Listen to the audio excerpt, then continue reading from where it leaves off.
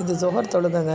Johor தொழுகைன்றதுனால இப்போ நாங்கள் தவா பண்ணிகிட்டே இருக்கும்போது இப்போ தொழுகைக்காக அவங்க வந்து ரெடி பண்ணிகிட்ருக்காங்க. அங்கே தெரியுது பாருங்கள், அதுதான் ஹஜ்ரத்துல் அஸ்வத்.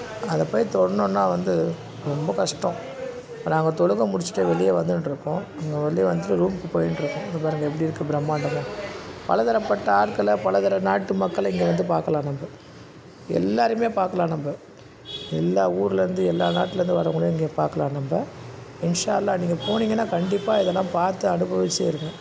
அஸ்ஸலாமு அலைக்கும். போன வீடியோவில் நான் உம்ரா பண்ணும்போது உங்களுக்கு அந்த க்ரீன் லைட் காமிக்க முடியலை.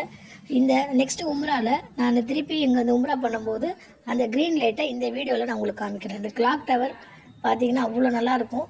நைட்டில் பார்த்திங்கன்னா சூப்பராக இருக்கும். இதுதான் இந்த க்ரீன் லைட். இந்த க்ரீன் லைட்டுக்கு ஸ்ட்ரைட்டாக பார்த்திங்கன்னா அது நேராக பார்த்திங்கன்னா ஹஜ்ரத்துல் அஸ்வத் இருக்கும். அங்கேருந்து தான் நம்ம வந்து நம்மளோட தவாஃப் வந்து ஸ்டார்ட் பண்ணணும். இப்போது ஹஜ்ரத்துல் அஸ்வத்துக்கு முன்னாடி ஒரு எண்டு வரும்.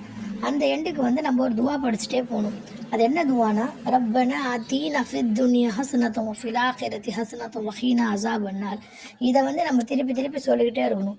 எப்போ வரைக்கும் சொல்லணும்னா அந்த ஹஜ்ரத்துல் அஸ்வத் வர வரைக்கும். இப்போ அந்த க்ரீன் லைட் வந்துடுச்சா, க்ரீன் லைட்டுக்கு எதிரில் கரெக்டாக பார்த்திங்கன்னா அந்த ஹஜ்ரத்துல் அஸ்வத் கல் இருக்கும். ஆக்சுவலாக அந்த கல்லை போய் தொடணும்.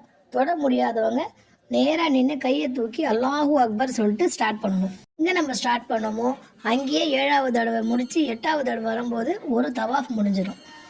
அஸ்ஸலாமு அலைக்கும். இதாங்க அந்த மகாமே இப்ராஹிம் அலைஹிஸ்ஸலாம் அவர்களோட கால் தடம். இங்கே தான் நம்ம நின்று 2 ரக்காத் தொழுவணும்.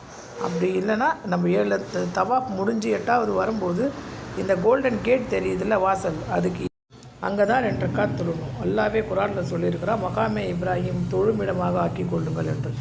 அதை முடிச்சிட்ட அப்புறம் இங்கே பாருங்கள் எல்லோரும் தொழுவுறாங்க பாருங்கள். அது தொழுது முடிச்சிட்ட அப்புறம் ஒரு தவாஃப் கம்ப்ளீட் ஆகிடும். மீண்டும் நாளைக்கு பார்க்கலாம்.